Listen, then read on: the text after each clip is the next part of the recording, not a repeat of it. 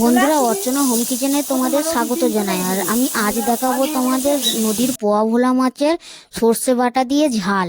তো এই রেসিপিটা খেতে খুব সুন্দর লাগে। আর এটার জন্য পোয়া ভোলা মাছগুলো ভেজে নেওয়া হলো। তারপরে আমাদের কড়াইতে লঙ্কা, কাঁচা লঙ্কা, পেঁয়াজ, টমেটো দিয়ে এটাকে সর্ষের তেল দিয়ে গ্রেভি করে নেওয়া হচ্ছে। তারপরে লঙ্কা, হলুদ, শুকনো লঙ্কা, শুকনো হলুদের গুঁড়ো দিয়ে এটাকে কষিয়ে নেওয়া হলো। কষিয়ে নিয়ে জল ঢেলে দেওয়া হলো। আর এতে একটু তেলটাও বেশি লাগে, কারণ নদীর মাছ। তো তারপরে দেখো গ্রেভিটা হয়ে এসছে। তারপরে পরিমাণ মতো সর্ষে বাটা দিতে হলো।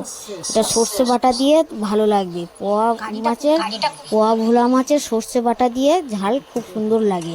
তো তারপর আমাদের কারিটা তৈরি হয়ে এসেছে। তারপরে ধনিয়া পাতা দেওয়া হলো। ধনিয়া পাতা দিয়ে এবারে আমাদের পোয়া ভোলা মাছ কটা গ্রেভিতে দিয়ে দেওয়া হলো। দিয়ে চাপা দেওয়া হলো। তো চাপা দিয়ে একটু কিছুক্ষণ পরে সিদ্ধ করে নেওয়ার পরে আমাদের হয়ে এসেছে।